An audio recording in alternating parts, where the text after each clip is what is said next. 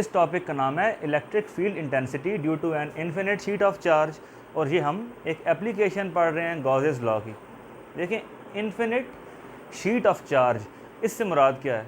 देखें, इसको ना अगर आपने अज्यूम करना है तो आपने देखा होगा कि जो दुकानों के जो गेट्स होते हैं, शटर्स जो होते हैं, वो बेसिकली एक शीट से बने होते हैं।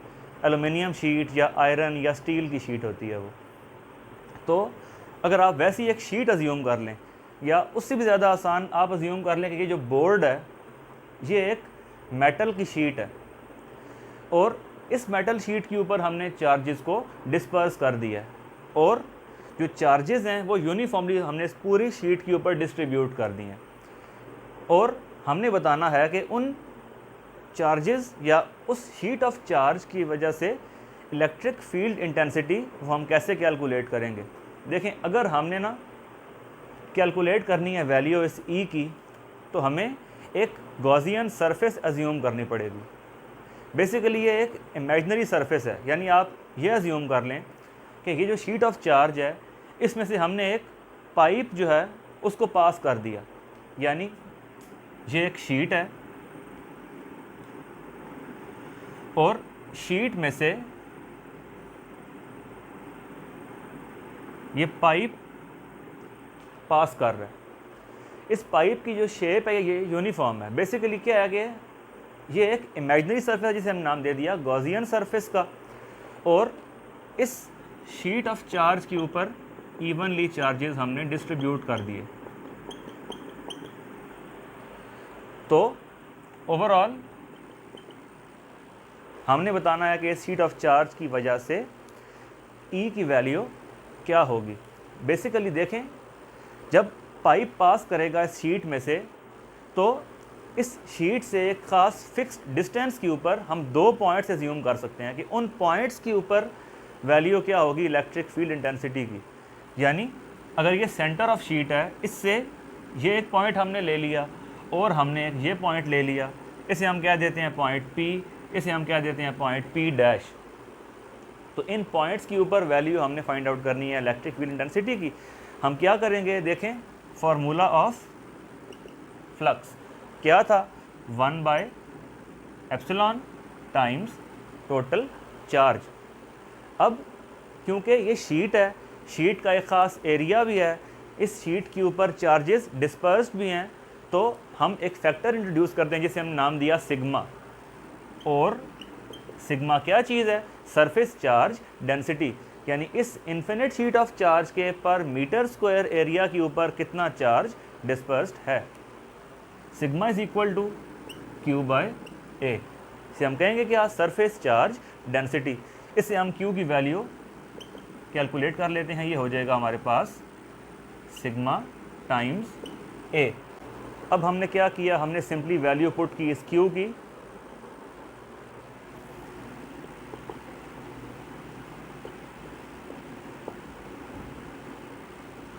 और आपको ये पता है कि फ्लक्स की वैल्यू क्या होगी by formula, flux is equal to E cos theta E dot A। अच्छा, अब देखें, ये जो सिलेंडर है जो पास कर रहा है, जो पाइप इसमें से पास कर रहा है जिसे हमने नाम दिया था, तो हम क्या बोलेंगे कि जो इसकी कर्व्ड वॉल्स हैं, जो पाइप की वॉल्स हैं, उन पर फ्लक्स का कोई कंट्रीब्यूशन नहीं है। जो भी कंट्रीब्यूशन होगा फ्लक्स का वो या इधर होगा या इधर होगा। तो हम क्या करेंगे, यहाँ फ्लक्स 0, यहाँ फ्लक्स 0, यहाँ फ्लक्स क्या होगा E डॉट A, यहाँ होगा E डॉट A, यानी फ्लक्स 3 और फ्लक्स 4। अब हमने क्या करना है कि हम फाइंड करेंगे फ्लक्स की वैल्यूज़ को। टोटल फ्लक्स क्या होगा हमारे पास, 0 प्लस 0, यानी ये और ये दोनों 0, φ3 EA, φ4 ये भी EA, ओवरऑल क्या बनेगा 2EA। यानी हम फ्लक्स की इस वाली वैल्यू को लाके पुट करेंगे इस इक्वेशन में, और ये बन जाएगा 2EA sigma A by epsilon, A को ए से कैंसिल किया और ई आ गया हमारे पास सिग्मा बाय 2 एप्सिलॉन। यहाँ तक हमने इन टर्म्स ऑफ स्केलर क्वांटिटी इसको डिफाइन कर दिया, लेकिन जो ई है ये वेक्टर क्वांटिटी है। इसकी डायरेक्शन हम कैसे फाइंड करेंगे? By using unit vector. तो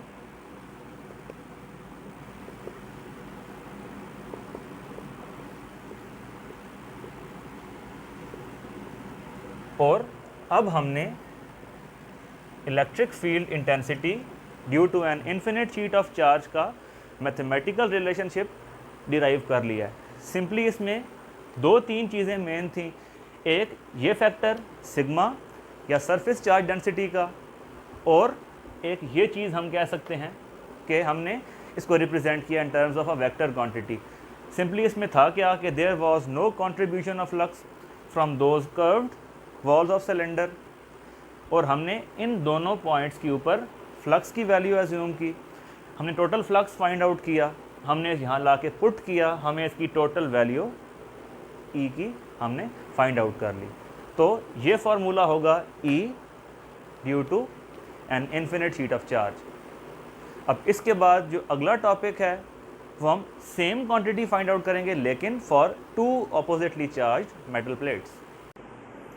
अच्छा, अभी हमारा जो अगला टॉपिक है वो हमने सेम क्वांटिटी फाइंड करनी है, सेम फैक्टर फाइंड करना है ई, लेकिन for 2 oppositely charge metal plates.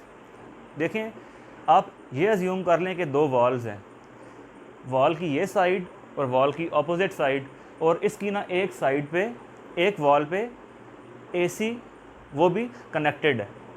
तो क्या होगा कि ये मेटल प्लेट्स हैं, पॉजिटिव और नेगेटिव। ये हमने क्या दिया कि 2 वॉल्स हैं जो कि ऑपोजिट साइड्स पे मौजूद हैं, और इनमें हमने, क्योंकि हमने प्रीवियस टॉपिक में बात की थी गॉसियन सरफेस की, तो बेसिकली ये क्या चीज़ है, ये गॉसियन सरफेस, जिसे हमने अज्यूम करने के लिए कह दिया कि एसी है। एसी की 4 साइड्स होंगी। हमने क्या कहा कि एसी की जो एक साइड है ये इन प्लेट से बाहर है, यानी एसी जो है आप यूँ अज्यूम कर लें कि हाफ दीवार से बाहर लगा हुआ है, हाफ अंदर है। अब क्या होगा कि ये जो साइड है इस पर से तो कोई कंट्रीब्यूशन ऑफ फ्लक्स नहीं होगा, क्योंकि फ्लक्स क्या होता है, the electric field lines passing through any closed surface. ये साइड तो है ही बाहर, इस पर तो कोई कंट्रीब्यूशन ऑफ फ्लक्स नहीं है, जबकि ये जो दोनों साइड्स हैं ये इलेक्ट्रिक फील्ड लाइंस के आप अज्यूम कर लें ये परपेंडिकुलर आ रही हैं। तो ई ए कॉज थीटा जो है, थीटा की वैल्यू 90, कॉज 90 इक्वल टू 0। यहाँ भी कोई कंट्रीब्यूशन ऑफ फ्लक्स नहीं है, जो भी कंट्रीब्यूशन ऑफ फ्लक्स है वो है इधर से, यानी आप ये अज्यूम करें ये बुक है और इसकी ऐसे ही एक साइड ये और एक इसके ऊपर कवर्ड पोर्शन। ये साइड तो इससे है ही बाहर, आपने इस साइड को तो निकाल दिया, पीछे बच गई इसकी 3 साइड्स, 2 आ गई परपेंडिकुलर, एक आ गई पैरेलल, यानी थीटा की वैल्यू आ गई 0। तो ओवरऑल क्या होगा कि इसका भी कोई कंट्रीब्यूशन नहीं है फ्लक्स का, यहाँ का भी नहीं है, यहाँ का भी नहीं है, सिर्फ इस एक साइड का है। तो हम क्या कहेंगे कि हम सिर्फ इसमें एक साइड के फ्लक्स को यूज़ करेंगे। ये हमारे पास थी 2 ऑपोजिटली चार्ज मेटल प्लेट्स, और हमने इनके लिए फाइंड करनी है वैल्यू ऑफ फ्लक्स की। सेम फार्मूला यूज़ करेंगे, कोई डिफरेंस नहीं है।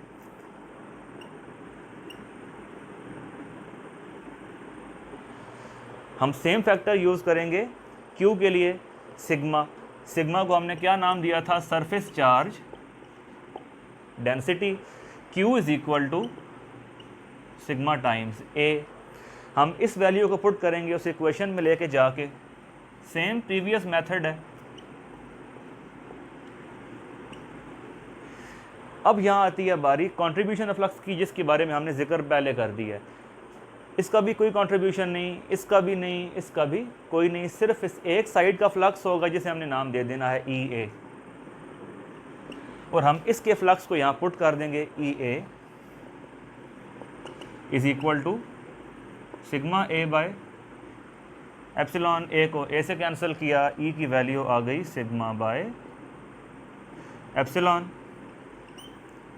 अभी हम क्या करेंगे, जैसे हमने प्रीवियस केस में किया था कि इसको हम रिप्रेजेंट करेंगे इन टर्म्स ऑफ वेक्टर क्वांटिटी, हम यूज़ करेंगे यूनिट वेक्टर को ई,